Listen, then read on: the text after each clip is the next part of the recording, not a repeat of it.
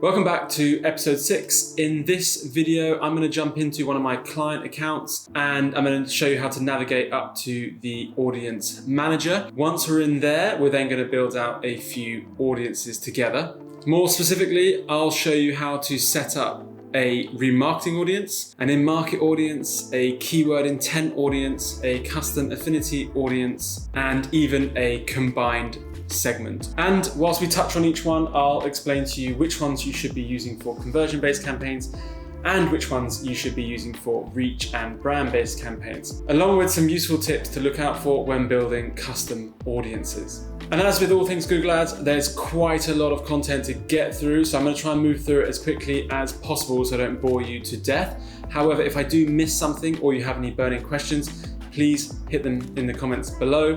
When you engage with the videos, it really helps the channel. And of course, while you're there, don't forget to like and subscribe. And with that being said and done, let's jump into the video.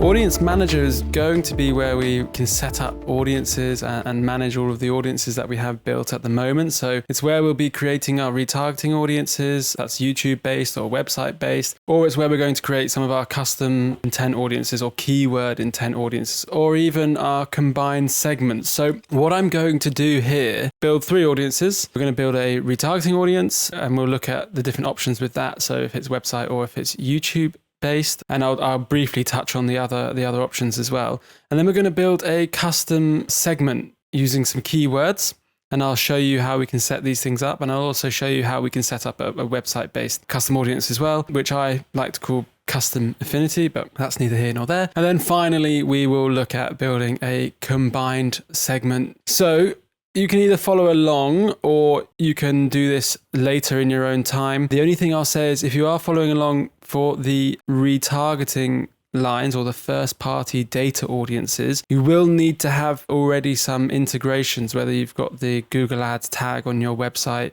or it's linked to your YouTube account, or it's linked to your Google Analytics. If you don't have any of those things already, you won't be able to set up your remarketing audiences or anything like that. But I will be showing you how to link accounts and set things up in chapter 7. So you can always come back to this if you want to watch it again, or if you want to do it live in person. But for now, let's dive into Audience Manager. So we're on the home screen and we want to navigate to the top right again, back to Tools and Settings, where we spend most of our time these days. We want to navigate across to the left-hand column under Shared Library. And within Shared Library at the very top, you have Audience Manager. So I'm going to go ahead and click on that. That brings you to this, and this is all of the segments we currently have built and are using and not using within this Google Ads platform. At the top here, you have your data segments. So these are all of our data segments. So these are all different types of retargeting. So we can see here with custom combination segment automatically created, and things like that. And then you will also have rule-based ones, which are the ones that we have set up ourselves. So you've got this here is a YouTube users. So this is actually a YouTube retargeting audience. And then you've got a lead form conversion audience here. So this is users who have visited the thank you page essentially. And you've got some various other audiences here as well. But this is the Your Data Segment tab here. Then if we move across one, we will have the custom segments. So this is where all of your custom segments sit. And you can see here custom segments, and then these two down here, actually custom segments built on search terms specifically. I'm always quite careful with my naming conventions with these. So just when you're making custom segments, make sure that you are clear as to the targeting intentions of these segments. And lastly, at the top here, you have our combined segments. We don't have any combined segments in this account, but as I said, I will show you how to create one. We will set one up. Go back to your data segments. Now we're going to go ahead and create retargeting segments here. And we're going to go ahead and look at the plus icon here. So it actually says create remarketing list. So if we click on that, we are given 4 different options here, or even 5 if you want to include custom combination. But essentially, website visitors, people who have visited your web page or landing pages. This is where we can specify that we want to target people who have been on specific pages or all of our pages. So we'll go through this one in a minute. App users, so people who have downloaded your mobile app, fairly straightforward. For this, you've got YouTube users. So we touched on this a minute ago, people who interact with your YouTube channel or videos. So again, like I said, the options here are quite vast or quite broad. So I may actually just touch in here and create one of these as well, just to give you an idea of the different options available. And then you've got your customer list here as well. So a list of customer data that you've collected. You can actually upload this again using a third-party integration, or you can upload manual lists in the form of like Excel spreadsheets or Google Sheets. But to start with, we're going to do website visitors, and it will bring us to this page here. I'm going to go ahead here and name this segment. Just call it website visitors test actually. And as we move down, we can select the segment members. So select the type of visitors from which you'd like to create a segment. So if we hit the drop-down menu, we can see visitors of a page who also visited another page, or visitors of a page who did not visit another page, or visitors of a page with specific tags. For this example, I'm just going to go visitors of a page and include people that visited a page with the following rules, parameters, names, and values. And not case sensitive learn here. So we want to go click here and we want to just go match any rule. So for this, I'm going to do it. This is going to be a general remarketing audience that's visited anywhere on the website. And I want to go in here and I want to use, for me, I could use an event if I wanted to, or a value or something like that, but to keep it straightforward for now, I'm just going to go ahead and use URL. And I'm going to use the URL of, let's say, www.ben.com/home. So that's my home screen. That would be my home screen only. So this would be targeting people who have landed on ben.com/home and any variation. So it could be home -1 or something like that, but it would contain anything that contains this thread. What I can do is I can go in here and I can do equals, and that would target only that specific URL and nothing else. But if we're going to do a general targeting, we actually want to go in contains. And for a general site-wide retargeting, we want to remove the page specification as well and just leave it at that. That would cover essentially an audience that has visited any page on ben.com, because even if they went to ben.com/purchase or ben.com/landing page, they would still be covered within this because it contains the first part of the URL. So as a generic retargeting audience, this is probably the easiest way to do it. So I would suggest starting this initially. And then you have the options down here below to either pre-fill.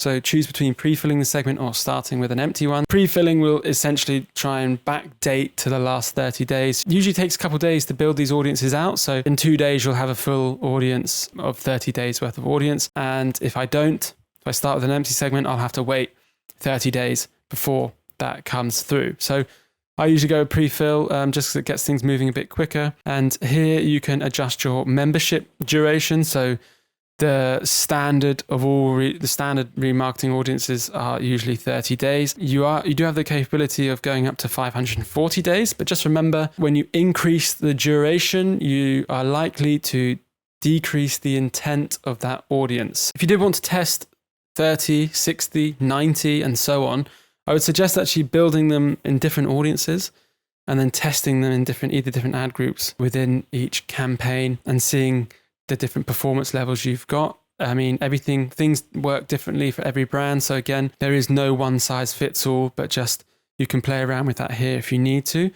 Also bear in mind, if you are a new business and you don't have a lot of organic site traffic or even any paid traffic, and your average website visitors are quite low, you're going to struggle to build these audiences at all, basically, here. So as you can see, ben.com is obviously not the website that I'm associated with. It's just I made it up, but we're getting 0 audience size. Just bear in mind that, keep an eye on the segment size. There's still no harm, even if the audience is really small, in creating it. As you ramp things up, it will auto-populate and auto-fill, so the segment will grow over time. Don't worry too much about it. If you are setting up campaigns as well, running these retargeting audiences, even if they are very small, still include them in separate campaigns, because you can always put $1 a day or $5 a day. So at least you're getting some learnings from that audience. So I would suggest doing that anyway, even if there's no one on it. And as that audience scales in the future with some of your prospecting campaigns, you can then go ahead,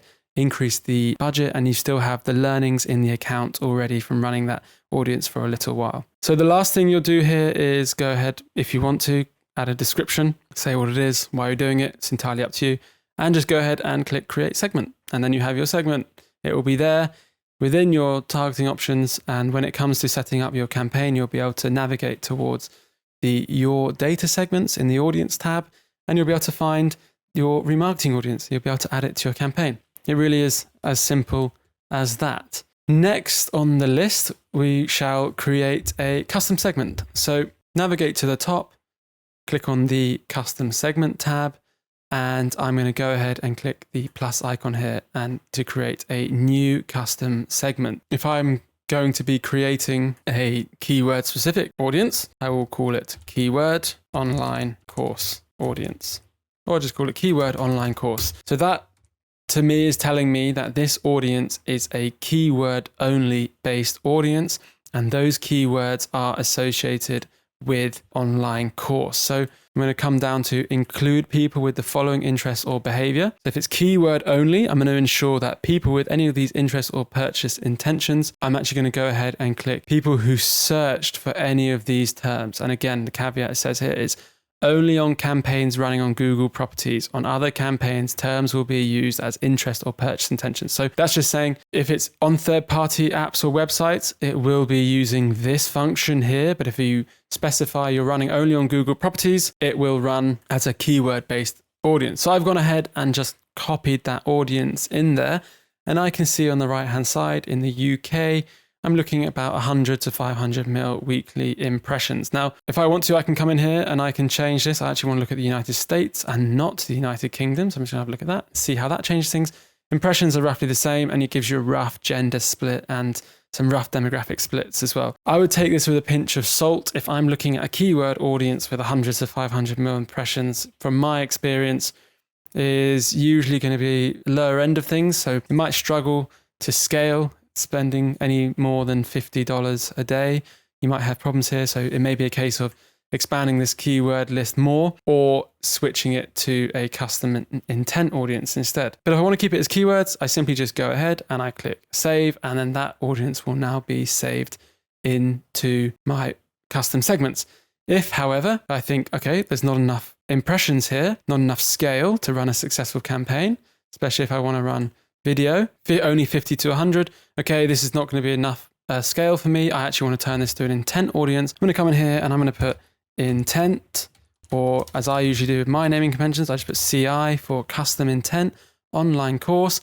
And I'm going to go ahead and click people with any of these interests or purchase intentions. And you'll see immediately this starts to load again. And we'll see we've gone to 10 billion to 1 trillion from 50 million or something like that. So you can see the scale is much, much more improved and it is much larger. Again, those weekly impressions, take it with a pinch of salt. Maybe the weekly impressions available, but you won't always be showing up or competitive enough to be involved in all of those auction processes. So it's not necessarily an accurate depiction. And all I'll do again here is I'll go down to the bottom right, I'll click save, and it will be saved into my custom segments. And when I'm going to set up my campaigns, I can just include those already pre-built segments. So similar to what we did with the search words, we're predefining our audiences. We're not going into the campaign builds unsure of our targeting or what we're doing. We've worked on our strategy before we build the campaign. And we're building out our audiences and our keyword lists before we're building the campaigns. Actually, the campaign process, we've already done all the hard work. So now we're just going in and we're copying and pasting, or we're adding in our audiences that we already know. I'm going to go ahead and just remove these and show you what it would be like if I wanted to, in fact, target people who are browsing websites or similar websites. So I'm going to go ahead and actually rename this. I could rename it to websites.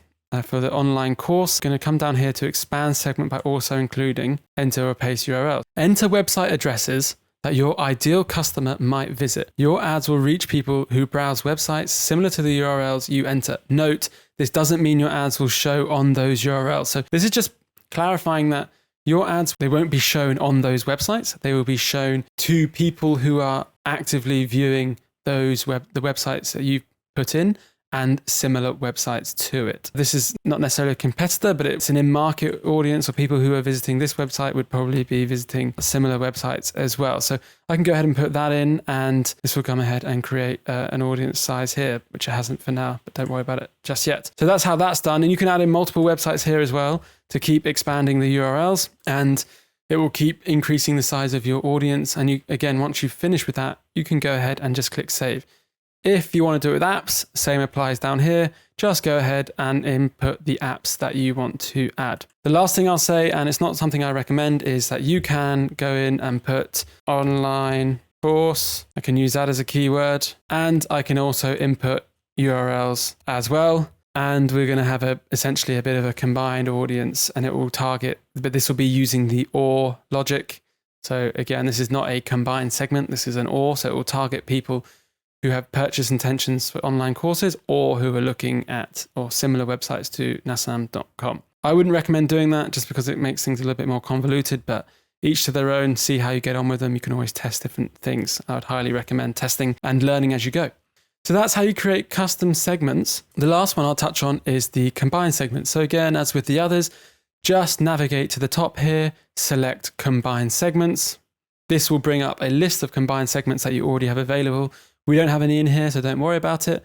And I'm going to go here and click add and then click combined segment. Let's use the example we had from the slides. So we will say, this is, what did we say? In market for financial services and moving house. And I'm going to add a segment here. So this is where I can go through and browse. So this is what I mentioned at the start of the audience segment section. When creating within the campaign builder, it's really difficult to find the audiences or to get a clear understanding of the list of audiences that there are. So you can go here, you can check the in-market segments, but I find it much easier to look at the Excel list and narrow down and predefine the audiences I'm already using. So I can just go in here, I can look for in-market financial services. Let's see if it comes up. Yep, in-market financial services. That's the one I want. As you can see, huge reach as well. So no problems there. So I'll go ahead and just click that. And that puts in that segment. Now I could go in here if I wanted and put another segment in here for this. But remember, if I input it here, it will still be OR logic. So it'll be financial services or something else. So I don't want to do that. I want to create the AND logic here. So I just go down to narrow your segment. So big brackets and open that up, purchasing home life event. And here I've now got your audience. They must be in the in market for financial services segment. And they must also be in the purchasing a home life event. Now, as you can see, we've got 10 billion estimated impressions. Again, take it with a pinch of salt.